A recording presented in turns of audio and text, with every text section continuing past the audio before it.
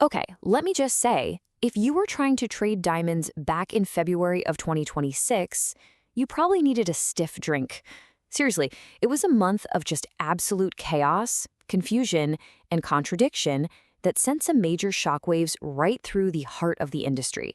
So, what on earth happened?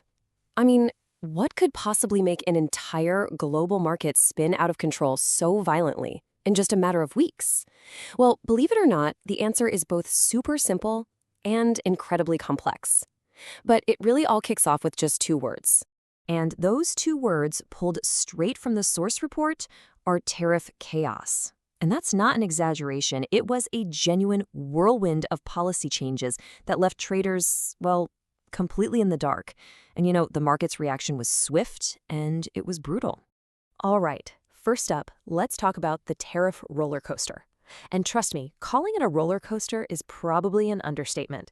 To really get why this was such a big deal, we have to walk through the chaos itself. I mean, just look at how quickly this all went down. On February 2nd, things are actually looking pretty good. There's a new US-India agreement that's going to slash duties. Great news, right? But then, less than 3 weeks later, the Supreme Court just completely torches the old tariff system. And if that wasn't enough, just 4 days after that, bam, an entirely new 10% tariff gets slapped on. Can you even imagine trying to price a diamond worth thousands of dollars with that kind of whiplash? It's impossible. And this right here, this gets to the absolute core of the confusion. See, under the old system, the industry had spent years negotiating very specific exemptions. They knew the rules. But when these new tariffs just dropped out of the sky, nobody had a clue if those hard-won exemptions were still valid. I mean, were they just gone? Were they back to square one? That kind of uncertainty is absolute poison for a market that's built on stability and trust. So, okay, we've got this policy roller coaster. How did that actually translate to prices on the ground? Well, as we're about to see, it wasn't a simple case of everything just tanking. It was a really mixed bag. The first thing that jumped out at everyone was this number, a drop of 1.3%. Now, that was for the 1-carat diamond index, which is a really, really important benchmark for the whole industry. That was the big, scary headline, but it was far from the whole story. And here's where things get kind of weird and complicated. Take a look at the data here.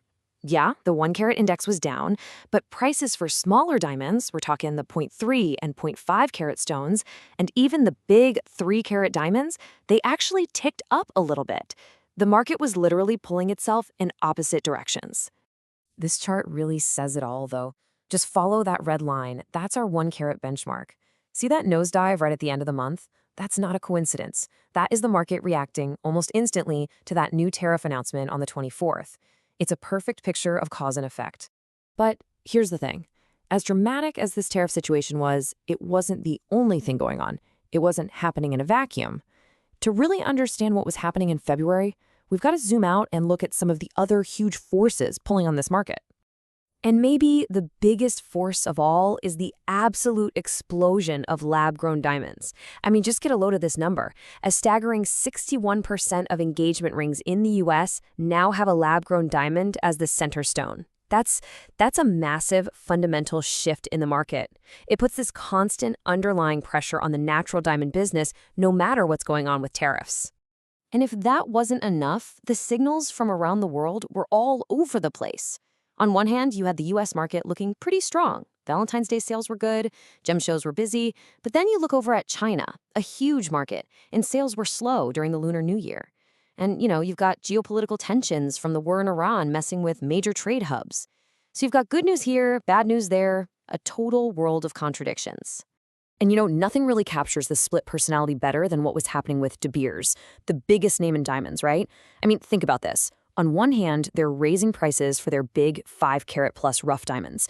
But on the other hand, their parent company is slashing its own book value by almost $2 billion. It's the best of times and the worst of times, all happening inside one company.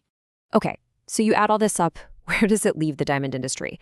Let's talk about what's next, because they are navigating a really, really uncertain future.